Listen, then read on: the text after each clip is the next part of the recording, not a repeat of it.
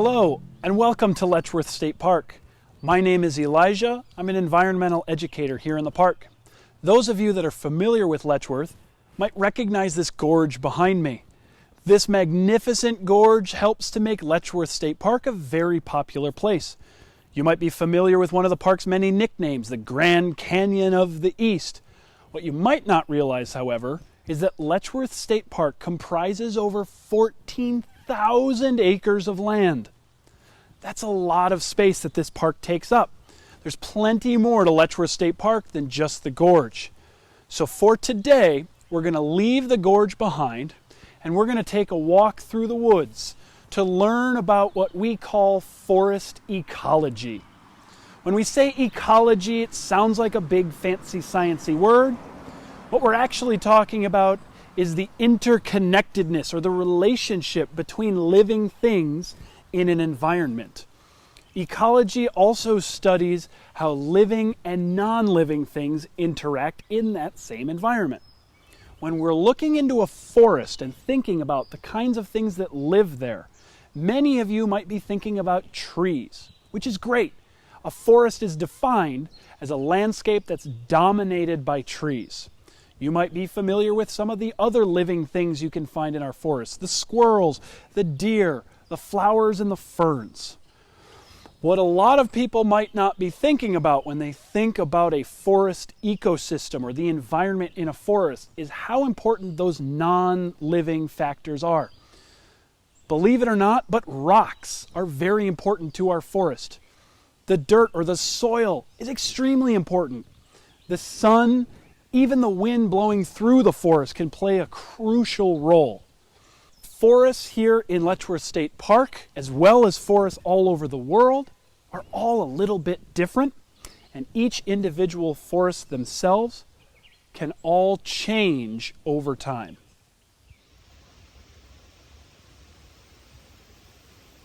The forest that we're standing in right now has not always been a forest. In fact, less than 100 years ago, this was all wide open farmland, and we could still see evidence of the farms that used to be here when we find these old hedgerows. You may have noticed this row of trees beside me here growing in almost a straight line. All of these trees in the hedgerow are about the same size, we assume about the same age, and this old hedgerow of trees would have acted as a boundary line for the farms that were here. Eventually, the state park took this land over. This open farmland was allowed to regrow into forest, and whenever that happens, we can predict which trees will show up in which order, thanks to something called forest succession. If you follow me over here, I want to show you what we call a pioneer tree species. When a forest is growing, you can get a sense of the approximate age of that forest just by looking at the different trees that are most common. In a younger forest, you'll find many pioneer tree species like this white birch tree, sometimes called a paper birch because of the papery bark all over its trunk. Pioneer trees like this white birch love wide open sunlight areas. They cannot tolerate shade. Their job as a pioneer tree species is to grow as tall as possible, as quickly as they can, to release a lot of wind-blown seeds to spread out over that open area and help the forest continue to grow. Eventually, these pioneer tree species will be shaded out by their taller neighbors and they will die. To the untrained eye, areas of the forest with a lot of fallen birch trees or other pioneer tree species might look like an unhealthy forest, but that's just a sign that the forest is getting older. A forest that's dominated in other kinds of trees, like this sugar maple tree over here, could be considered older forests. Trees like this sugar maple are what we call climax tree species, a forest that's dominated by big climax tree species we assume are older forests than ones dominated by pioneer tree species.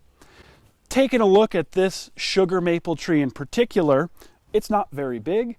It's maybe this big around, but it's not too wild to think that this sugar maple tree is at least 20 years old or older.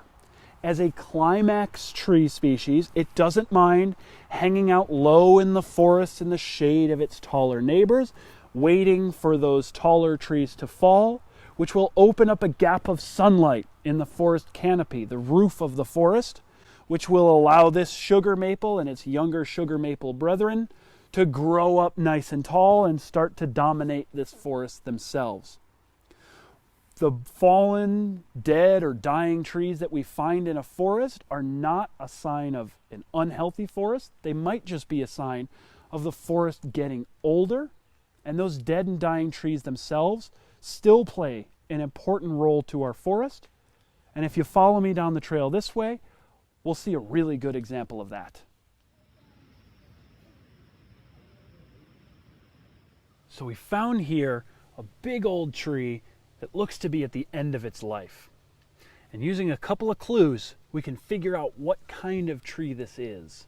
First, its bark is very smooth and it's a light gray color, and its leaves are oval shaped with a point at one end, and the edges are covered in teeny tiny what look like teeth. These leaves also look and kind of feel like paper. And those clues help to tell us that this is a big old American beech tree. Right now, this tree is being rotted away from the inside out. There are different fungi and bacteria, animals like ants that are chewing away, eating the wood, decomposing it, and breaking it down to make more soil for the forest. And to some hikers walking by this tree, it might look a little ugly to have this standing, dying tree in a pristine woods.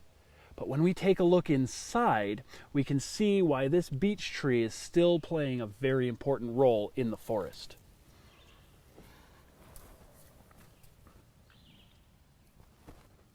Inside of this beech tree, we can see the entire center has rotted away.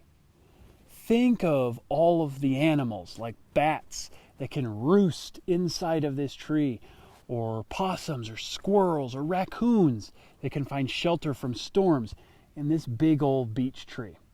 So while it may look a little unsightly, this beech tree, though it is dying, is still very important to our forest. So let's take a walk further down the trail and see more forest interactions.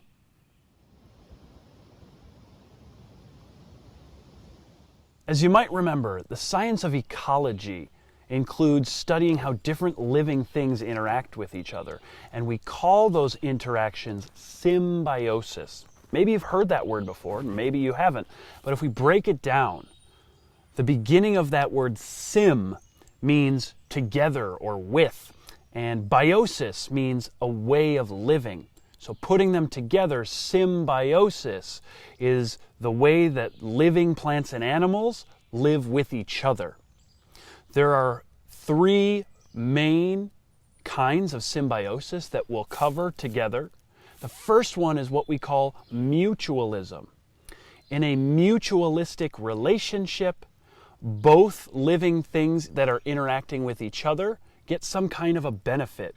A really great example of mutualism in our forests is something called lichen. When you look at the bark of this beech tree here, it may look like this tree is sick. You might notice some blotchy colors here. But this blotchiness is actually a living thing we call lichen. Lichen is actually two living things that have come together, joined forces to create this lichen. One half of lichen is an algae, which is a kind of plant. Plants can use sunlight to make their own food. Photosynthesis might sound familiar to you. But algae oftentimes need something solid to live on. They can't normally exist just on their own. So they team up with their buddy, a fungus. Think of mushrooms. Fungus is something solid enough to live on its own. It can collect its own nutrients, but it can't create its own food the way that photosynthesizing plants can. So the fungus allows the algae a solid surface to live on, and that algae provides the fungus with some food after photosynthesizing. So together, they create this lichen, a mutualistic relationship where both the algae and the fungus get some kind of a benefit from this relationship. But not every example of symbiosis benefits both species involved. Let's head down the trail a little bit further and we'll see an example of that.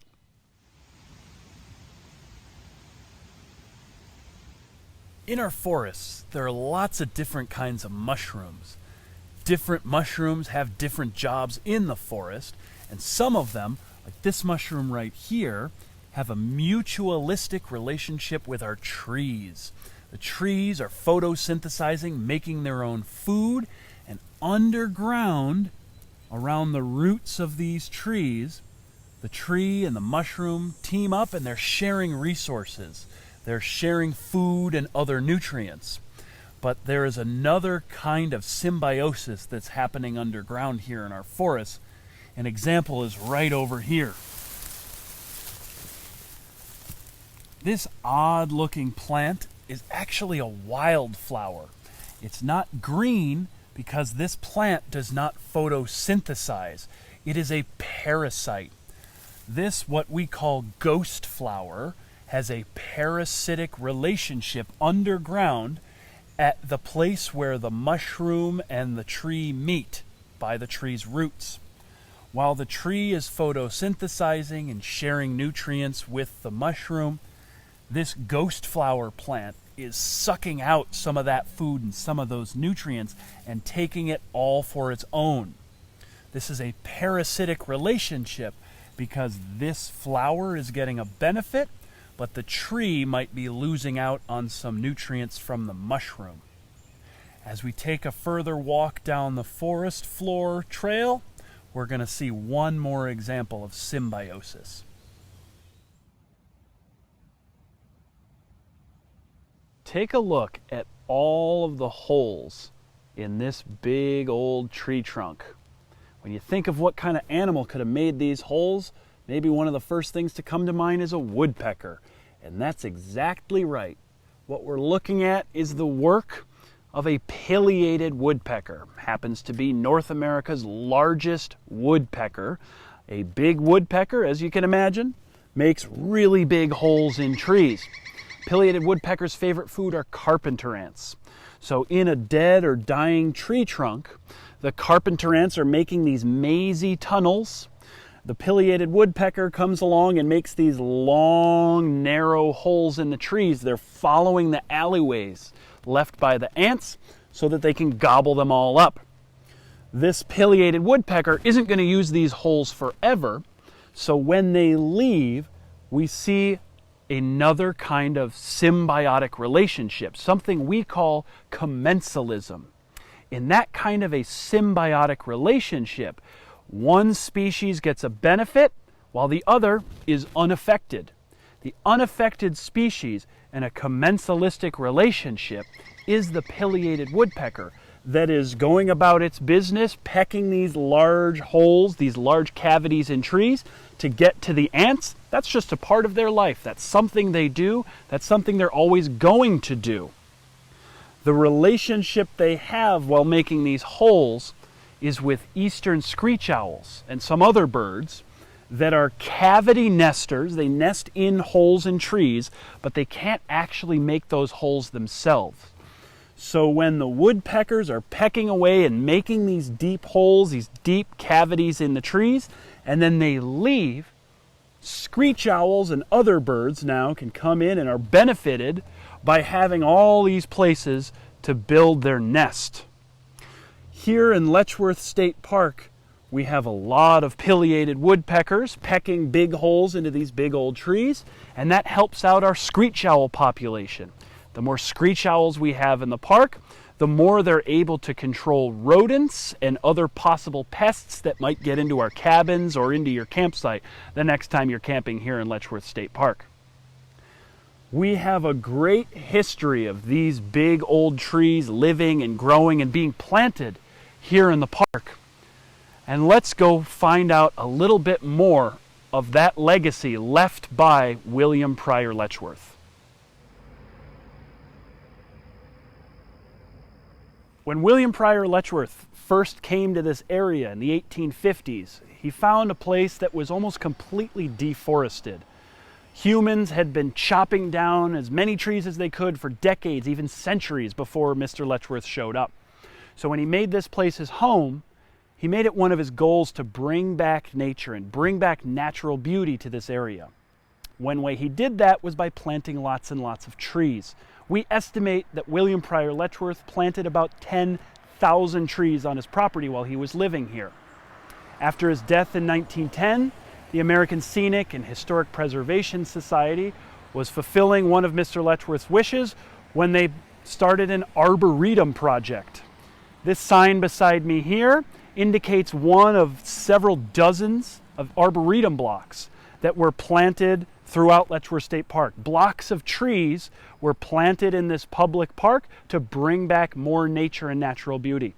Continuing further ahead to the 1930s, when the Civilian Conservation Corps was in the park, building our cabins, roadways, many of the stone walls and picnic shelters that visitors enjoy today, they were also planting lots and lots of trees, keeping in consistent with the conservation part of their name. Red pine trees were by far the most common species of tree that they planted in our park, and you can still find a lot of those red pine tree plantations here in the park when you visit today. Thank you so much for joining today. Please feel free to reach out if you have any questions about our forests here in the park. And remember, any little thing you do, like removing litter, helping to remove invasive species, or even planting some trees around where you live, just like we do in Letchworth State Park, can help your forests too.